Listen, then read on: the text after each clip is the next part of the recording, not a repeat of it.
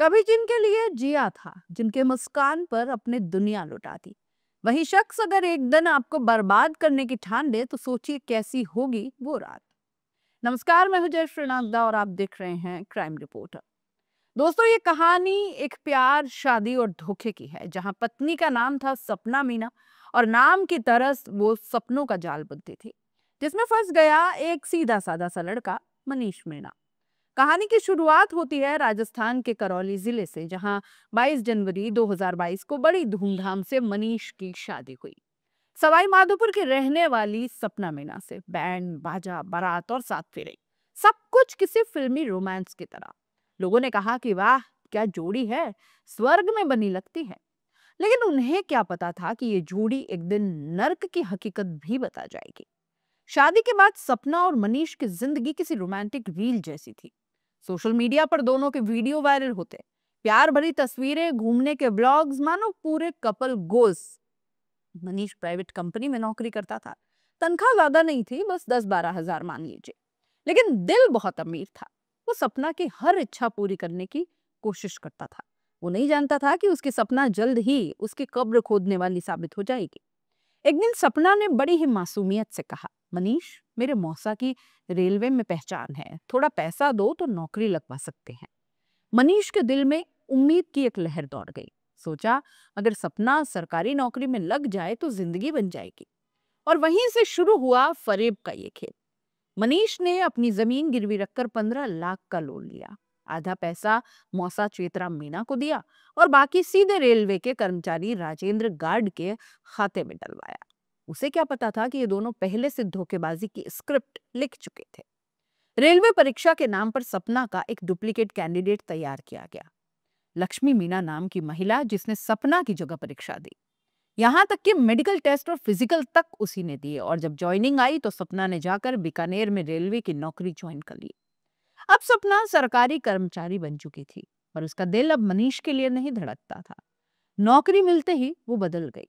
बोलचाल कम हुई, झगड़े बढ़े, और फिर एक दिन उसने कहा कि तुम जैसे बेरोजगार के साथ अब मैं नहीं रह सकती। मनीष के लिए ये शब्द किसी बम से कम नहीं थे। जिस लड़की के लिए उसने कर्ज लिया, मेहनत की, इतना प्यार दिया, वही उसे बोझ कहने लगी। लेकिन मनीष भी टूटा नहीं। वो दौड़ा सीधा सपना के मौसा चेतराम के पास। कहा, भाई साहब, मेरी पत्नी को तो आपने नौकरी लगवाई, अब मेरी भी लगवा दो। चेतराम मुस्कुराया और बोला, कोई बात नहीं मनीष, तेरी भी लग जाएगी, लेकिन 9 लाख और लगेंगे। मनीष ने सोचा, अगर नौकरी लग जाए तो सपना फिर से उसके पास लौट आएगी। उसने फिर से कर्ज लिया और 9 लाख और दे दिए। पर इस बार तो खेल और भी ज्यादा गहरा था। न नौकरी लगी, न पैसे बचे, और बीवी तो पहले ही छोड़ के जा चुकी थी। अब मनीष के पास बस कर्ज का बोझ था, टूटे हुए सपने और धोखे की राख बची थी। मनीष ने ठान लिया था कि अब वो चुप नहीं बैठेगा। उसने Kota DRM office, SOG, rail मंत्रालय, यहाँ तक कि सीबीआई तक शिकायत पहुंचाती।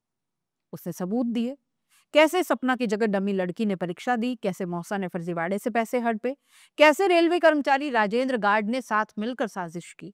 कई महीनों तक मनीष ने दर दर की ठोकरें खाई, लेकिन आखिरकार सीबीआई ने जांच शुरू कर दी, और जांच में सब कुछ सच निकले। सपना मीना को रेलवे से सस्पेंड कर दिया गया। चेतराम मीना और राजेंद्र गार्ड के खिलाफ मुकदमा दर्ज हुआ। मनीष के 24 लाख तो नहीं लौटे, पर उसे एक सुकून मिला कि उसने उस औरत को बेनकाब कर दिया जो कभी उसकी पत्नी थी और अब एक ठग क्वीन साबित हुई। मनीष आज भी उसी घर में रहता है जहां कभी सपना के साथ उसने भविष्य के सपने देखे थे। हर कोना उसे याद दिलाता है कि प्यार में भरोसा जरूरी है, लेकिन अंधा भरोसा बहुत खतरनाक है। उसकी लड़ाई अब भी खत्म नहीं हुई है। वो अब किसी और मनीष को ठगने से पहले सिस्टम को जगाना चाहता है। एक शादी जो भरोसे पर टिकी थी, एक पत्नी जिसने प्यार के नाम पर लूटा सब कुछ, और एक पति जिसने प्यार खोकर इंसाफ पा लिया। ये कहानी सिर्फ मनीष की नहीं, ये उन तमाम लोगों के लिए सबक है जो किसी की मुस्कान में सच्चाई खोज लेते हैं, पर ये नहीं जानते कि कुछ मुस्कानें फरेब की फाइल से निकली होती हैं। जिसे सपना समझा वो साजिश निकली, और जिसने सब कुछ दिया वही ठग लिया गया। आप इस कहानी के बारे में क्या कहते हैं? अपनी राय कमेंट बॉक्स में लिख दीजिएगा। जाते जाते चैनल को लाइक, शेयर और सब्सक्राइब जरूर कर दीजिएगा। नमस्कार।